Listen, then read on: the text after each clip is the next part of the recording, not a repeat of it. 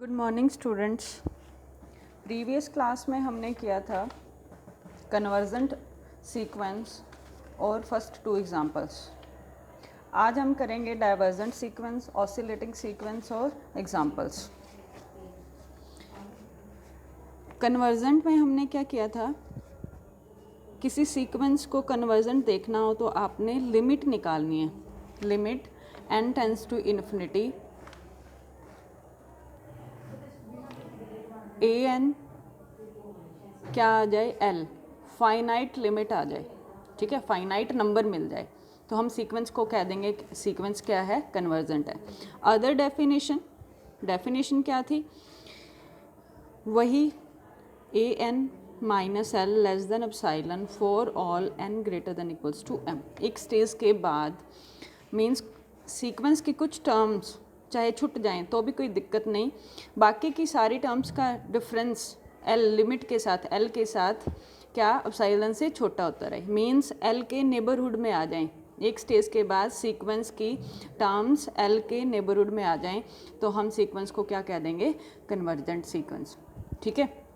फिर हमने एक एग्जांपल किया था, sequentially 1/n limit n tends to infinity 1/n equals क्या आएगी, 0। तो मैं एल मेरा क्या आ गया, 0, ठीक है।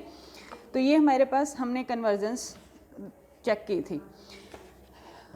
तो पहले ऐसे ही हमारे पास डाइवर्जेंट सीक्वेंस है,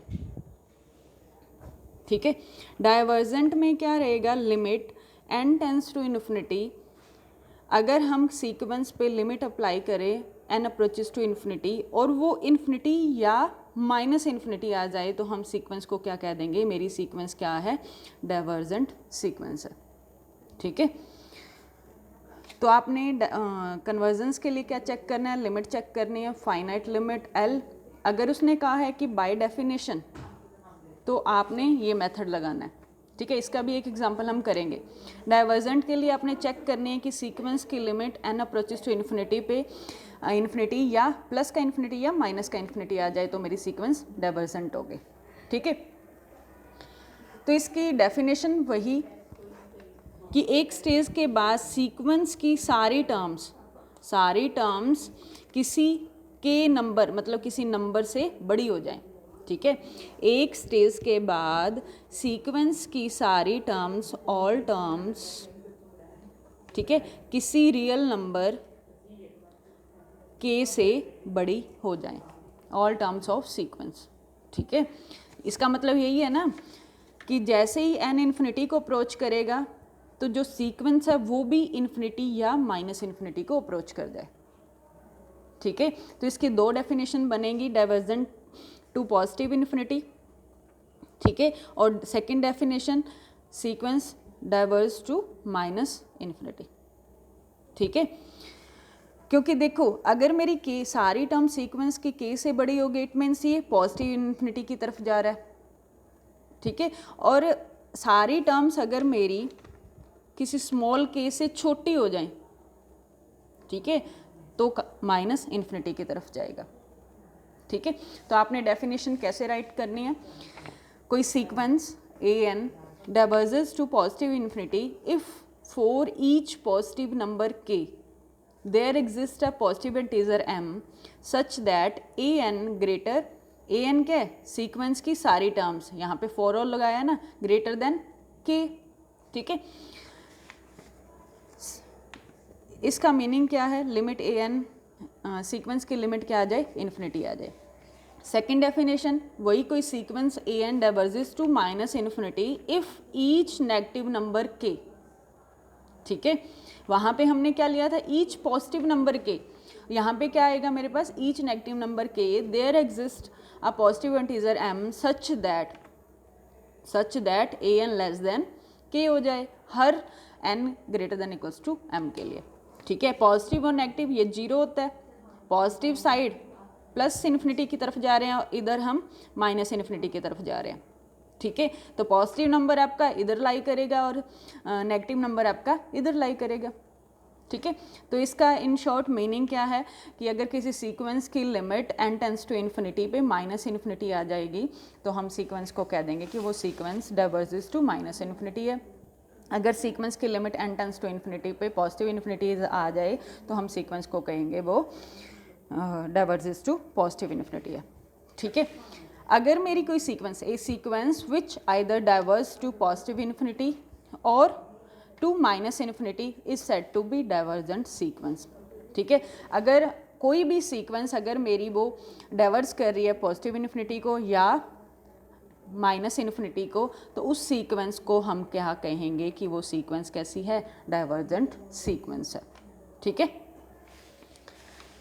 फिर एक रिजल्ट है हमारे पास, कहते हैं कि every convergent sequence converges to a unique limit, ठीक है। मीन सीक्वेंस के पास मोर देन वन लिमिट तो होएगी ही नहीं। अगर मेरे पास कोई सीक्वेंस ए है और वो कैसी है, कन्वर्जेंट सीक्वेंस है, ठीक है, टू एल, ठीक है।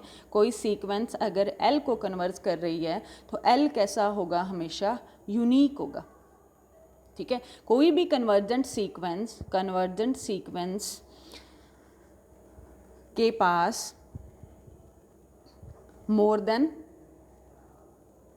वन लिमिट नहीं होगी, ठीक है। Means convergent sequence can not converge to more than one limit, ठीक है। ये रिजल्ट आपको याद रखना है कि हर कन्वर्जेंट सीक्वेंस यूनिक लिमिट को ही कन्वर्ज करेगा, ठीक है। फिर हमारे पास है ऑसिलेटिंग सीक्वेंस। ऑसिलेटिंग सीक्वेंस कौन सी होती है, जो सीक्वेंस ना तो कन्वर्ज करे, ठीक है, और ना ही डाइवर्स करे, ठीक है। जैसे पेंडुलम हिलता रहता है ना दो फाइनाइट पॉइंट्स के बीच में, ठीक है, वैसे ही हमारे पास ऑसिलेटिंग सीक्वेंस है, किसी दो नंबर्स के बीच L1 और L2 के बीच घूमती रहे, ठीक है। जैसे एग्जाम्पल लिया an सीक्वेंस है -1 की पावर n, ठीक है। ऑसिलेटिंग का मतलब दो नंबर्स के बीच ऑसिलेट करती रहे, ठीक है। कैसी आएगी इसकी टर्म्स, 1 पुट किया तो -1 1 -1 1 -1 1, ठीक है, सो ऑन, ठीक है। अब इस सीक्वेंस की लिमिट क्या आ रही है, एक बार 1 आ रही है और एक बार -1 आ रही है। फिक्स नंबर तो नहीं मिल रहा ना, यूनिक नंबर तो नहीं मिल रहा, ठीक है। अगर यूनिक लिमिट मिलती है, सिंगल लिमिट मिलती है तो हम कह देते हैं कन्वर्जेंट है, ठीक है। अब क्या हो रहा है, एक बार टर्म 1 आ रही है, एक बार -1 आ रही है, फिर 1 आ रही है, फिर -1 आ रही है, तो ये कैसी सीक्वेंस है, ऑसिलेटिंग सीक्वेंस। अब है हमारे पास एग्जाम्पल नंबर 3, बाउंडेडनेस का है ये एग्जाम्पल। इसके बाद हम कन्वर्जेंट सीक्वेंस का एग्जाम्पल करेंगे बाय डेफिनेशन। फर्स्ट पार्ट बहुत इजी है, nth टर्म दे रखी है 7, कहते हैं कि discuss the boundedness of following sequence where an is given by, ठीक है। कैसी सीक्वेंस है, nth टर्म दे रखी है, n को 1 2 3 4 पुट करोगे तो कैसी सीक्वेंस बनेगी, ये 7 7 7 सो ऑन। रेंज क्या आएगी इस सीक्वेंस की, सिंगलटन सेट, फाइनाइट सेट, ठीक है। रेंज बाउंडेड है तो सीक्वेंस भी क्या रहेगी, बाउंडेड रहेगी। किसका एग्जाम्पल है ये, कांस्टेंट सीक्वेंस का, ठीक है। तो ये मेरी सीक्वेंस कैसी हो गई, bounded sequence. Second part, nth term दे रखी है 2n + 3 बाय में 3n + 4, ठीक है। सीक्वेंस an को चेक करना है कि क्या वो बाउंडेड है, n को पुट करना स्टार्ट करेंगे 1 से, ठीक है। तो a1 क्या आएगी, 2 + 3 बाय 3 + 4 5 बाय 7, n को 2 पुट करेंगे, n हम 1 से क्यों स्टार्ट कर रहे हैं, क्योंकि मेरी डोमेन क्या है, नेचुरल नंबर। a2 पुट किया 2 × 2 + 3 बाय में 3 × 2 + 4 4 + 3 7 बाय में 10, ठीक है। ऐसे ही टर्म्स आते जाएंगे, n को 3 पुट करोगे तो a3 आएगा 6 + 3 बाय में 9 + 4 9 बाय 13, ठीक है। Up to so on. जैसे ही n बड़ा होता जाएगा, मीन्स इन्फिनिटी को अप्रोच करेगा, तो मेरा an 2/3 को अप्रोच करेगा। कैसे, limit n tends to infinity 2n plus 3 by में 3n प्लस 4 की लिमिट आपको निकालनी है, ठीक है। तो ये क्वेश्चंस आपने +2 में +1 में किए हुए हैं। n कॉमन लिया 2 प्लस 3 बाय n, बाय में 3n कॉमन लिया 3 प्लस 4 बाय में n, ठीक है। n से n cancel out, limit approach करवाएंगे 3 बाय इन्फिनिटी 0 हो जाएगा तो 2 बाय 3 बच जाएगा, ठीक है। जैसे ही मेरा n लार्ज होता जाएगा ए एन कहाँ जाएगा, किसको अप्रोच करेगा, 2/3 को। अब 2/3 क्या है, 0.66, लेस देन क्या है 1, ठीक है। n जितना भी बड़ा है, अप्रॉक्सीमेटली जितना भी बड़ा ले लो, ए एन क्या रहेगा 1 से छोटा, ठीक है। और यहाँ पे फर्स्ट टर्म आपकी क्या रही 0.71, ठीक है। ये क्या है 0 से बड़ी, तो मेरी सीक्वेंस कैसी है, बाउंडेड सीक्वेंस है, bounded by 0 and 1। Lower bound क्या है 0 और अपर बाउंड क्या है 1, ठीक है। इसको दूसरा मेथड भी अप्लाई कर सकते हो। अदर मेथड क्या है, 2n प्लस 3 बाय में 3n प्लस 4, डिवीज़न वाला। इसको आप लिख सकते हो 1 माइनस n प्लस 1 बाय में 3n प्लस 1 डिवाइड करके, ठीक है। तो देखो 1 में से माइनस हो रहा है, तो ऑब्वियस सी बात है ये सारा ही टर्म 1 से छोटी है, ठीक है। इट मीन्स ये मेरी सीक्वेंस क्या है 1 से छोटी है, और हमें इनिशियल तो पता ही है कि वो 0 से बड़ा है। तो यहाँ से मेरे पास क्या आ गई सीक्वेंस, 0 से बड़ी और 1 से छोटी, बाउंडेड सीक्वेंस हो गई हर n के लिए। थर्ड पार्ट क्या कहता है, nth टर्म दे रखी है 1 प्लस 1 बाय n की पावर n, ठीक है। वैसे इसको देखते ही आपको पता चल जाएगा कि इस पे बाइनोमियल लगानी है, ठीक है। बाइनोमियल खोलनी है। बाइनोमियल एक्सपेंशन क्या होती है, तो एक्सपेंड करते हैं 1 प्लस 1 बाई n को बाइनोमियल एक्सपेंशन से। क्या रहेगा ये 1 प्लस n पावर आगे, ठीक है, इनटू में x 1 बाई n, फिर पावर में से एक कम, बाय में 2 फैक्टोरियल इनटू में x का स्क्वायर, सो ऑन चलता रहेगा, n माइनस 2 का फैक्टोरियल, बाय में 3 फैक्टोरियल इनटू में 1 बाई n क्यूब, ठीक है। तो लास्ट टर्म रहेगी मेरे पास n इंटू में n माइनस 1, n माइनस 2 कम होता हुआ ये जाएगा 2 इंटू में 1 बाय में n फैक्टोरियल इंटू में 1 बाय n की power n। Last term nth लिख दी हमने, nth टर्म लिख दी, ठीक है। तो ये क्या आएगा 1 प्लस, ये कैंसिल आउट हो गया 1, यहाँ से n कॉमन लिया 1 माइनस 1 बाई n, बाय में 2 फैक्टोरियल इंटू में 1 by n square, n square से n स्क्वायर कैंसिल, ठीक है। ऐसे ही यहाँ पे n क्यूब कॉमन आ जाएगा 1 minus 1 by n, 1 minus 2 by n, by में 3 फैक्टोरियल इंटू में 1 बाई n क्यूब, ठीक है। ऐसे ही लास्ट में n की पावर n कॉमन आ जाएगा, कैंसिल आउट हो जाएगा, यहाँ टर्म्स लिखी जाएगी। तो क्या आ गया a n 1 plus 1 by 2 factorial into में 1 माइनस 1 बाई n, ठीक है। यहाँ पे भी n क्यूब से n cube cancel, 1 by 3 factorial into में 1 minus 1 by n, 1 minus 2 by n, ठीक है। यहाँ पे लास्ट टर्म सॉल्व करके लिख देंगे ऐसे 1 by n factorial up to ये चलता रहेगा, ठीक है। तो अब देखो हमने बाउंडेडनेस चेक करनी है। बाउंडेडनेस चेक करनी है कि इस सारे को हमें किसी टर्म से, किसी नंबर से छोटा करना है, यही देखना है, ठीक है। किसी टर्म से, अब देखो पहली 2 टर्म्स का सम 2 आ रहा है, 2 में कुछ प्लस हो रहा है, इट मीन्स ये टर्म, ये सारी सीक्वेंस ए एन क्या है 2 से बड़ी है, ठीक है। ये सारी सीक्वेंस 2 से, ठीक है, ये सारी सीक्वेंस 2 से बड़ी है, ये हमें कंफर्म हो गया, ठीक है। अब छोटी किससे है ये आपको चेक करना है। क्या मैं इस सीक्वेंस को ए एन को स्मॉल लिख सकती हूँ 1 प्लस 1 प्लस, अगर एन मैं इन्फिनिटी को अप्रोच कराती हूँ तो क्या रहेगा 1 बाई 2 फैक्टोरियल, ये टर्म 0 हो जाएगी ना, 1 by 3 factorial, 1 by 4 factorial up to 1 by n factorial, ठीक है। तो इस टर्म को भी मैं फिर छोटा लिख सकती हूँ, सारे को लेस लिख सकती हूँ, किससे, 1 + 1 + 1/2, ये कितना है 6, 1/6 है ना, तो इसको 2 की पावर 2 से छोटा लिख सकते हो, प्लस 1/2 की power 3 up to so on 1 की पावर 2n-1, ठीक है। कुछ टर्म्स का, इतनी टर्म्स का सम करके देख लेना और इतनी टर्म्स का सम, तो वो हमें ये आपका इससे छोटा ही आएगा, ठीक है। तो ये हमारे पास क्या बन गया, 1 + 1 + 1/2 + 1/2 की पावर 2 + 1/2 की पावर 3 अप टू 1/2 की पावर n-1, ठीक है। तो आपके पास ये जीपी बन गई। फर्स्ट टर्म क्या है 1, आर क्या है आपके पास 1/2, ठीक है।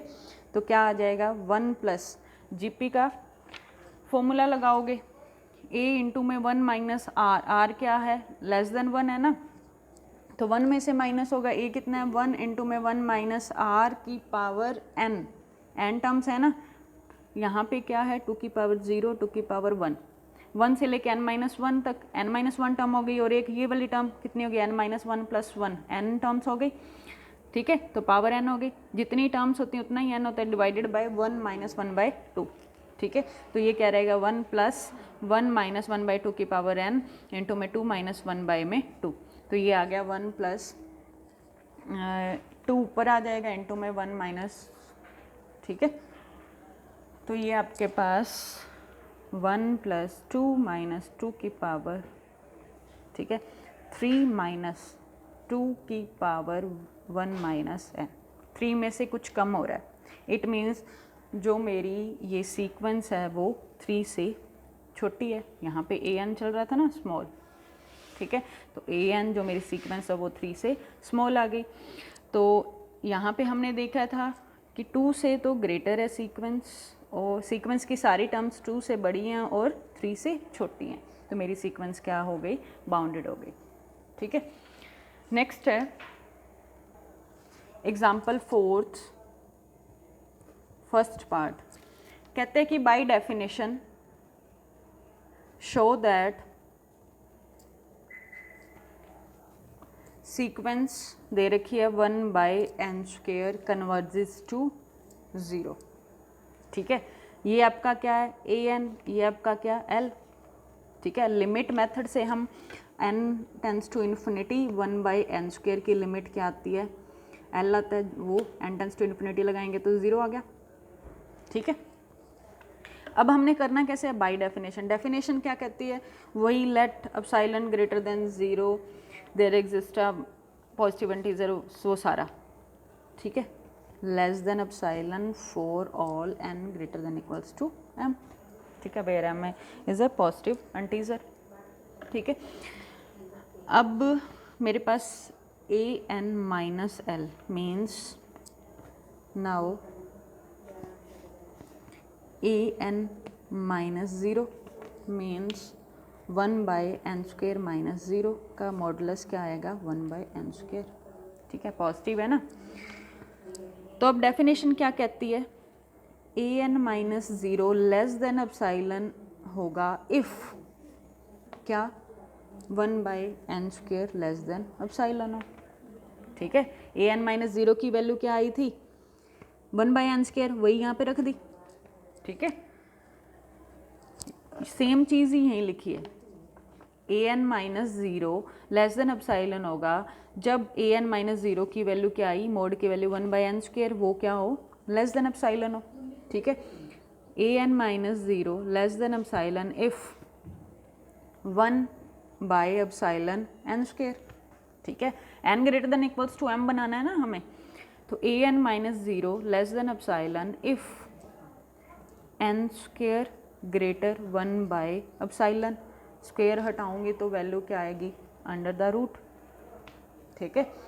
तो मुझे कंपैरिजन करेंगे a - 0 less than epsilon if n greater than equals to m, ठीक है। m क्या था पॉजिटिव इंटीजर, ठीक है। तो यहाँ पे m क्या मिला मुझे, वेयर m क्या है 1/, m क्या है ग्रेटर देन 1/, एप्सिलॉन, ठीक है।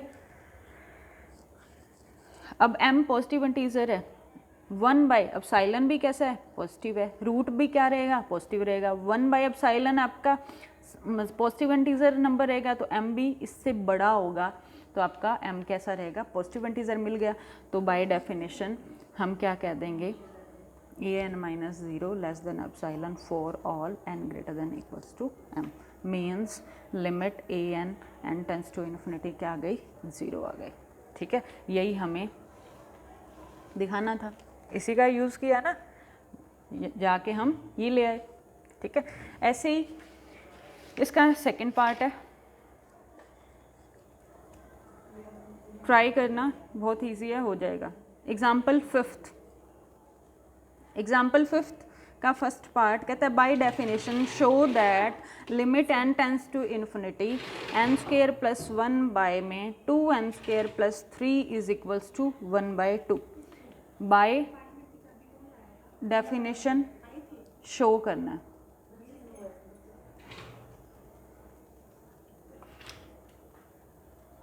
तो L मेरे पास क्या है, 1 बाय 2, ठीक है। an क्या है, n square plus 1 by 2 n square plus 3, ठीक है। डेफिनेशन का यूज़ करना है। डेफिनेशन क्या कहती है, an minus L less than epsilon for n greater than equals to m, ये हमें लेके आना है, ठीक है। तो an माइनस एल, l कितना है, 1 बाय 2, ठीक है। तो क्या हो जाएगा, n स्क्वायर प्लस 1 बाय में 2n स्क्वायर प्लस 3 माइनस का 1 बाय 2, सॉल्व करेंगे एलसीएम लेके, तो ये मेरे पास बचेगा 1 बाय 2 इंटू में 2n स्क्वायर प्लस का 3, ठीक है। एलसीएम लेंगे, एलसीएम लेके सॉल्व करेंगे तो मेरे पास ये टर्म आ जाएगी, ठीक है। अब ये टर्म देखो, 2n स्क्वायर प्लस 3, n में जो भी वैल्यू पुट करोगे उसका स्क्वायर होगा, बड़ा होगा, बड़ा होता जाएगा ना, जैसे जैसे n बड़ा होता जाएगा, उस n की वैल्यू बड़ी पुट करोगे तो n स्क्वायर भी बड़ा होता जाएगा, फिर 2 से मल्टीप्लाई करेंगे और बड़ा हो जाएगा, फिर प्लस 3 करेंगे और बड़ा हो जाएगा, जो वैल्यू आएगी फिर 2 से मल्टीप्लाई करेंगे तो ये बड़ा होता जाएगा, ठीक है। तो हम इसको लिख सकते हैं लेस देन, ये जर्नलाइजेशन होती है, एनालिसिस करना होता है कि 1 बाय 2 इंटू में 2n square plus 3 less than 1 by 2n square plus 3, ठीक है। ना करना है तो n को पुट करके देख लो, 1 पुट करेंगे तो क्या आएगा, 1 बाय इसमें 2 इंटू में 2 प्लस 3, और इधर 1 पुट किया तो 2 प्लस 3, यहाँ पे वैल्यू क्या आई, 3 2 5, 5 और 2 10, ठीक है। क्या ये लेस आई, डिनोमिनेटर में जितना नंबर बड़ा वैल्यू सारी उतनी छोटी, तो ये बड़ा आ गया ना। ऐसे ही n को 2 पुट करके देख लो तो ये ऑलवेज ट्रू रहेगा, ठीक है। इसको हम फर्दर लेस लिख सकते हैं 1 बाय 2n स्क्वायर से, क्योंकि 1 बाय है ना, 1 बाय जितना भी नंबर बड़ा होगा वैल्यू उतनी छोटी होगी, ठीक है। अब यहाँ पे प्लस 3 हो रहा है, यहाँ पे हमने प्लस 3 हटा दिया, ठीक है। नहीं पता चलता तो वही n को 1 2 3 पुट करके देख लो दोनों टर्म्स में क्या ये रिलेशन ट्रू है, ठीक है। ऐसे ही हम इसको लिख सकते हैं 1 बाय n स्क्वायर से लेस, ठीक है। तो इन शॉर्ट जो मेरी an माइनस एल वाली वैल्यू आ गई वो क्या आ गई, 1 बाय n स्क्वायर, ठीक है।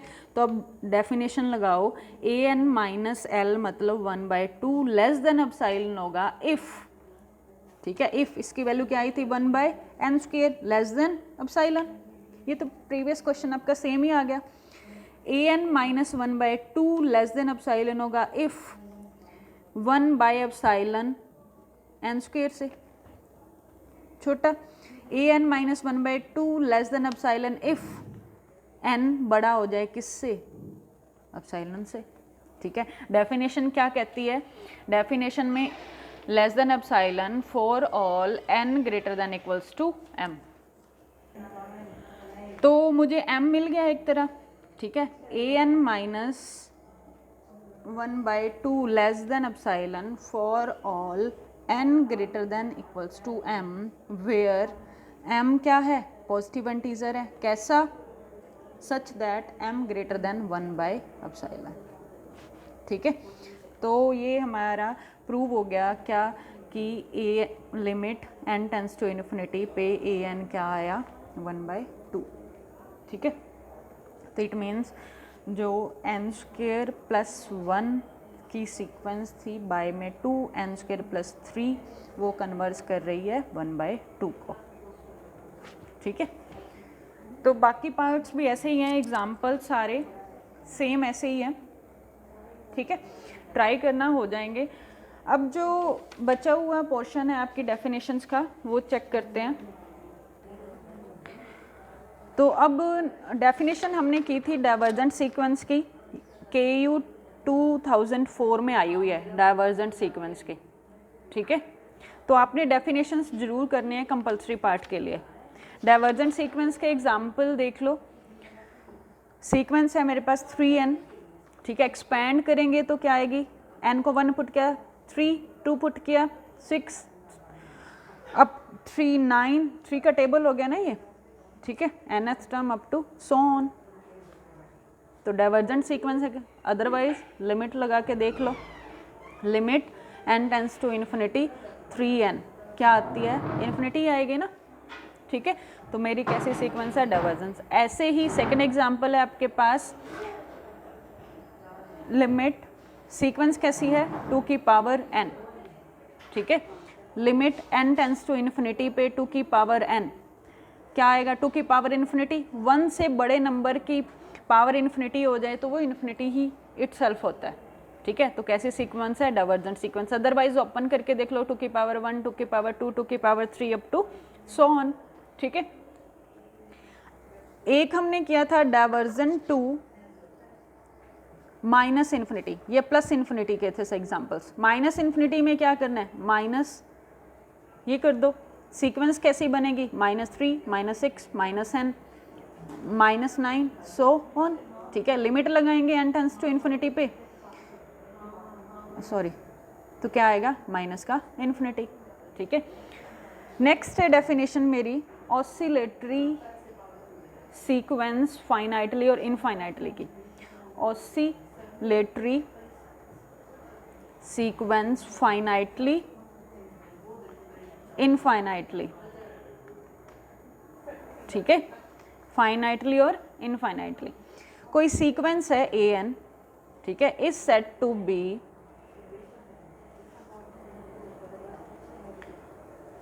Oscillating finitely.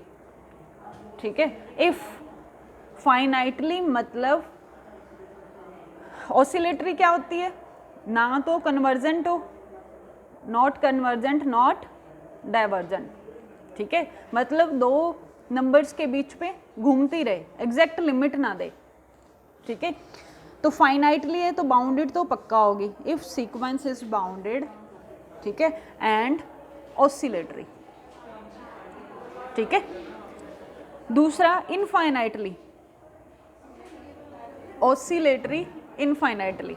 Oscillatory infinitely sequence कौन सी होगी, ऑसिलेटिंग इनफाइनाइटली सीक्वेंस, अगर वो सीक्वेंस इनफाइनाइटली मतलब अनबाउंडेड हो जाए, अनबाउंडेड प्लस ऑसिलेटरी तो होगी ना, वो तो नाम से क्लियर है, ऑसिलेटरी। ठीक है, तो आपने oscillatory finite, oscillating finitely sequence, oscillating finitely और ऑसिलेटिंग इनफाइनाइटली के लिए क्या देखना है, ऑसिलेटिंग तो होगी ही होगी प्लस बाउंडेड हो जाएगी, और इसमें ऑसिलेटिंग तो होगी ही होगी प्लस अनबाउंडेड हो जाएगी। ये दो चीज़ें चेक करनी है। किसी सीक्वेंस को ऑसिलेटिंग फाइनाइटली सीक्वेंस चेक करना है तो आपने बाउंडेड चेक करना है और ऑसिलेटिंग चेक करना है। क्या ऑसिलेटिंग है, ऑसिलेटिंग मतलब ना तो कन्वर्जेंट हो ना ही डाइवर्जेंट हो। और किसी सीक्वेंस को ऑसिलेटिंग इनफाइनाइटली चेक करना है तो आपने चेक करना है क्या वो अनबाउंडेड है और साथ में ऑसिलेटिंग है। ठीक है, एग्जाम्पल्स देख लो। ऑसिलेटिंग फाइनाइटली का अभी पहले किया ही था, -1 की पावर n। ठीक है, तो क्या रहेगी, -1 1 सो ऑन, ठीक है। तो यही आएगा ना, -2 की पावर n कर लो, कितने मर्जी एग्जाम्पल्स बना लो, क्या सीक्वेंस बनेगी, -2 प्लस का 2, -2 प्लस का 2, ठीक है। इनफाइनाइटली कैसे सीक्वेंस है, oscillating finitely, oscillating infinitely sequence, ठीक है। ऑसिलेटिंग इनफाइनाइटली सीक्वेंस, -1 की पावर n इंटू में n से मल्टीप्लाई कर दो, ठीक है। ये तो क्या देगा, +-1 देगा, ठीक है, और n इन्फिनिटी को अप्रोच कराएगा, ठीक है।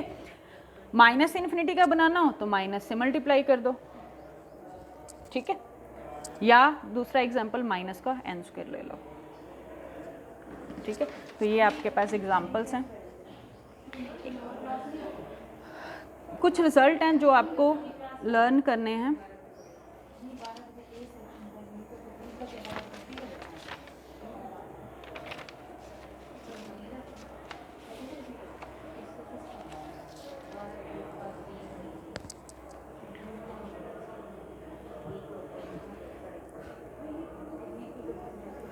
ठीक है, रिजल्ट कहते हैं कि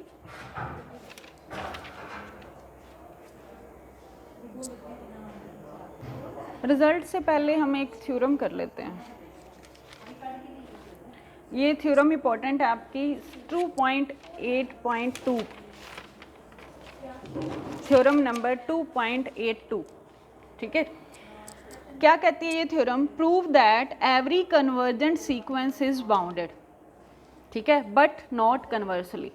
कन्वर्जेंट सीक्वेंस को बाउंडेड चेक करना है हमने, और कन्वर्स ट्रू नहीं है, मतलब बाउंडेड सीक्वेंस कन्वर्जेंट सीक्वेंस नहीं होगी, मे और मे नॉट, ठीक है।